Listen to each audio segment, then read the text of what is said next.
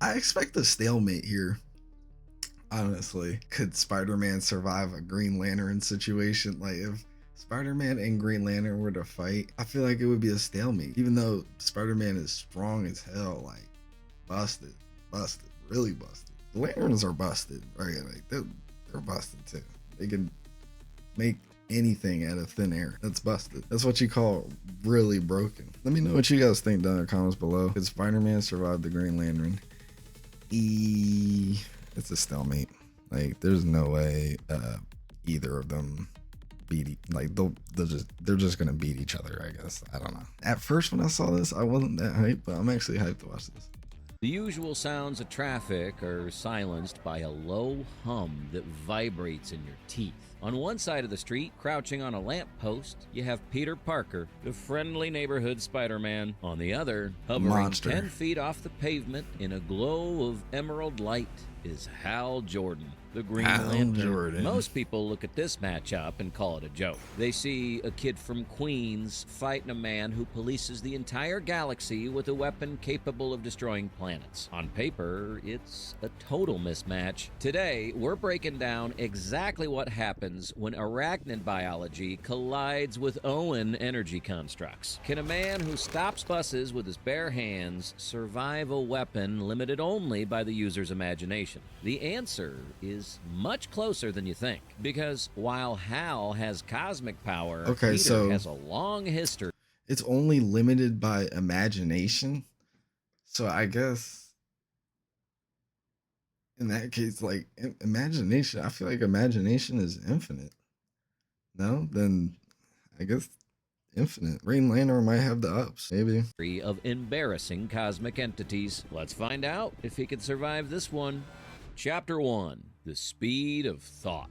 The fight begins in the concrete canyons of Manhattan. This is a crucial environmental advantage for Peter. He thrives on verticality, and New York provides a dense, three-dimensional lattice for him to navigate. Hal floats at the intersection, raises his ring, and fires. To a normal human, a beam of hard light moving at roughly the speed of light is an instant game over. You can't dodge photons, but Peter... You know what's crazy?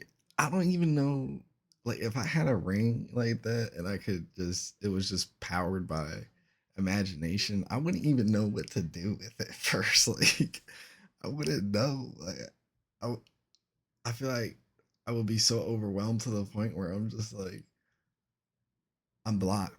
Like, I literally can't do anything. You know what I mean? I don't know. So I would be a broken lantern, basically.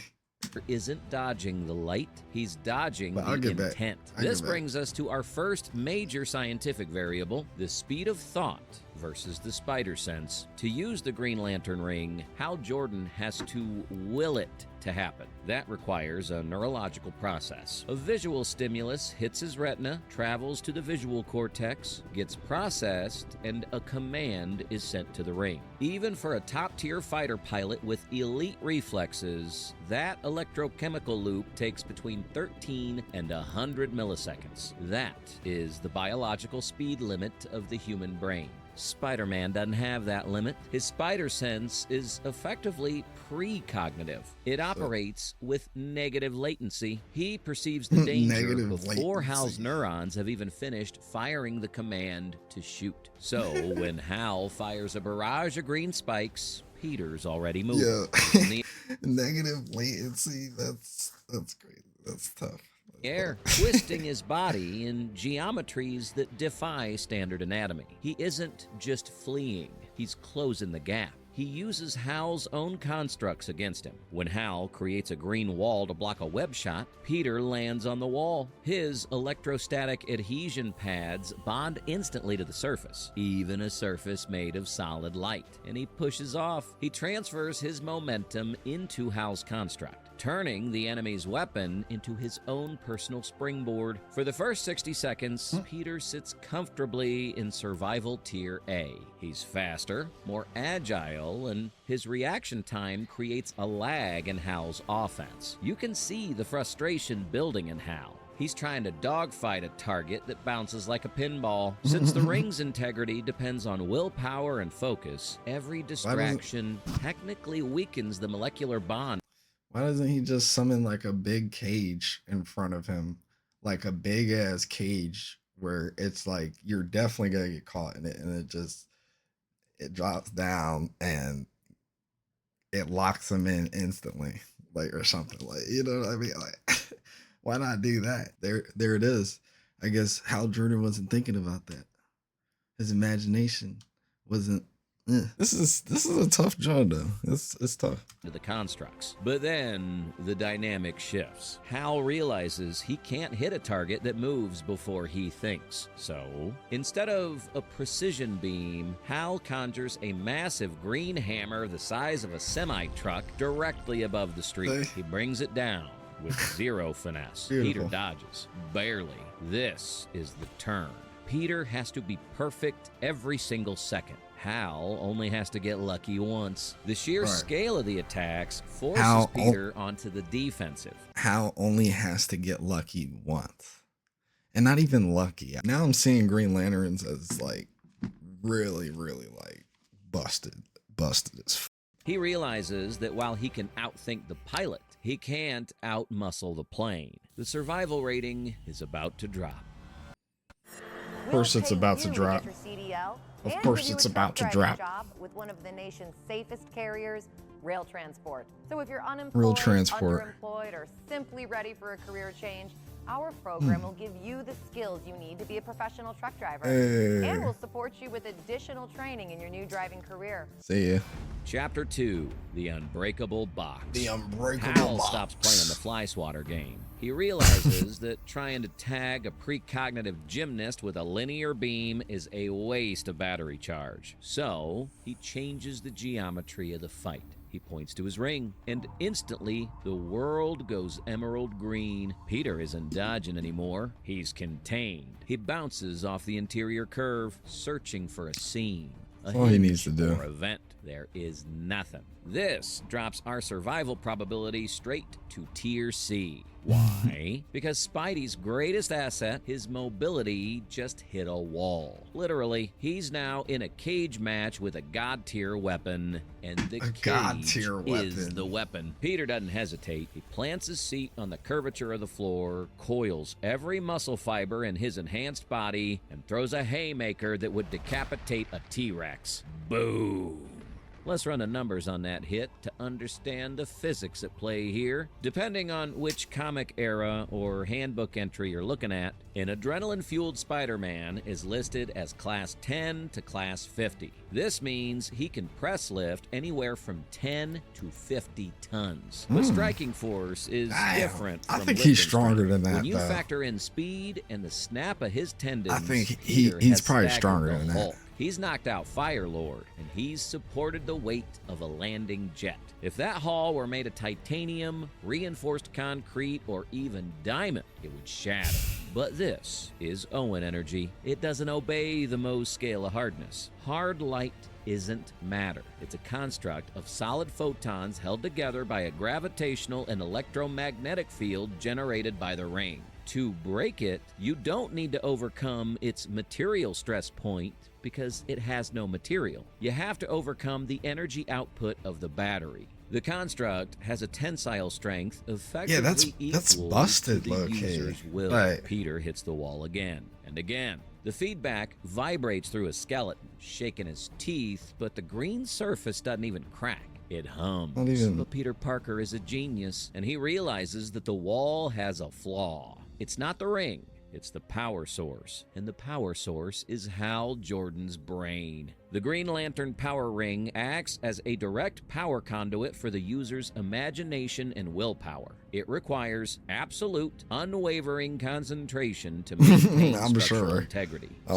Peter stops punching, he starts talking. He unleashes a barrage of insults that hit harder than his fists ever could. He critiques the color scheme, asking if Hal's compensating for something. He is annoying on a molecular level. This is Peter's oldest defense defensive mechanism. He uses humor to mask his fear, but weaponizes it to throw opponents off balance. Outside the sphere, Hal's brow furrows, his focus fractures. Inside, Peter sees the wall flicker. The solid light becomes translucent for a microsecond. The bond is loosening. The tensility of the photons is dropping because Hal is getting emotional. The construct would collapse. But Hal is a veteran. He takes a deep breath, recenters his mind, and realizes the mistake he's making. The sphere doesn't break. It dissolves. But before Peter can celebrate, a green claw wraps around his wrist. The air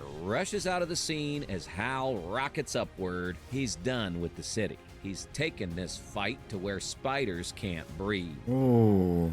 Chapter 3, The Atmosphere Strip. The fight has moved from the horizontal plane of the street to the vertical limit of the sky. Spidey. Hal Jordan grips Peter by the waist and accelerates. In seconds, he can't survive the out there, right? skyscrapers of Manhattan shrink into the gray grid. Pretty sure in he a can't. smudge and finally disappear under a layer of cloud cover. This brings us to Survival Tier D.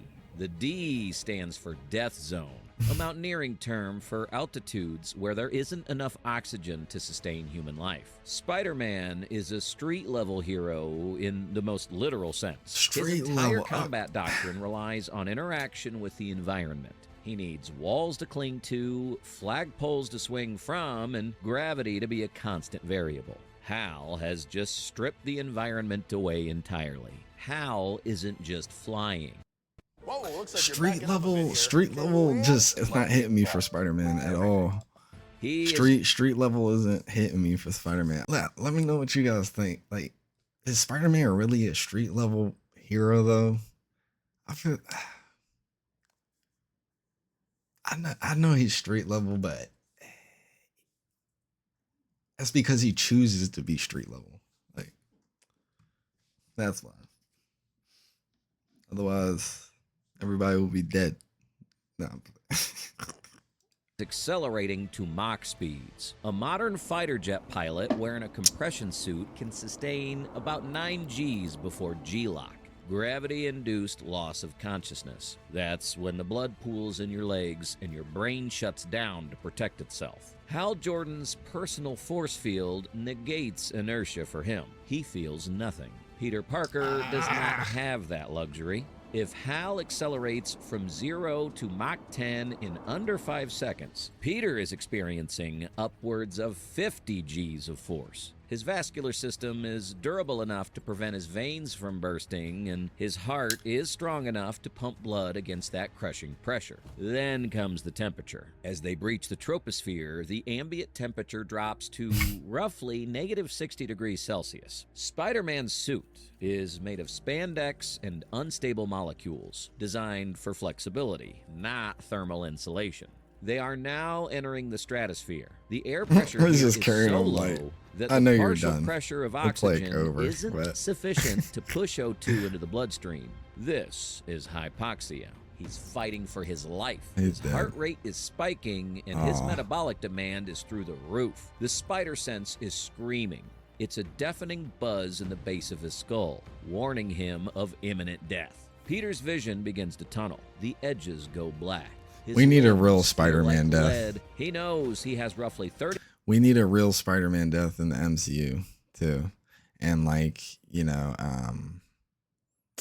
like a real one. Not that fucking Infinity War bullshit and then straight to Endgame fucking everybody comes back bullshit. I'm talking about actual like no fucking way. Like, you know what I mean?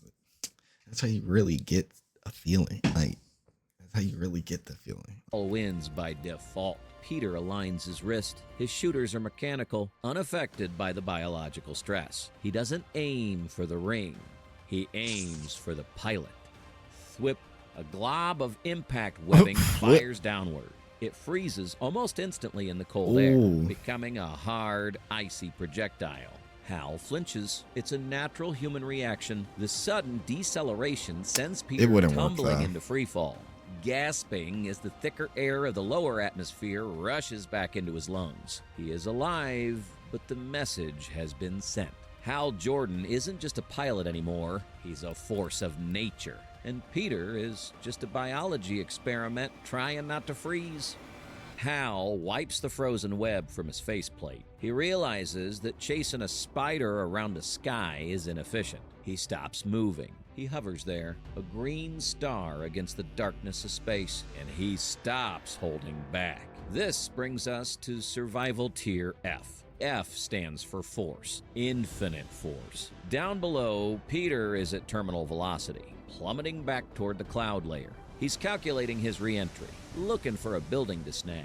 But the building never comes. Instead, the sky above him turns green. Hal doesn't shoot a beam. He constructs a ceiling, a massive, flat plane of hard light that stretches across the horizon, descending like a hydraulic press the size of a city. We know from Green Lantern Rebirth that a veteran lantern's ring can contain the blast of a supernova. A supernova releases about 10 to the 44th power joules of energy. Peter sees the green ceiling dropping. He knows he can't catch it. He can't punch it. Physics dictates that force equals mass times acceleration. Hal can generate a construct with effectively infinite mass because it's made of energy, not matter. Yet it hits with the weight of a planetary body. Hal simply closes his fist. The green ceiling creates walls. The walls create a floor. The box shrinks. There is no dodge roll for this. There is no acrobatic feat that solves the problem of shrinking space. The kinetic energy...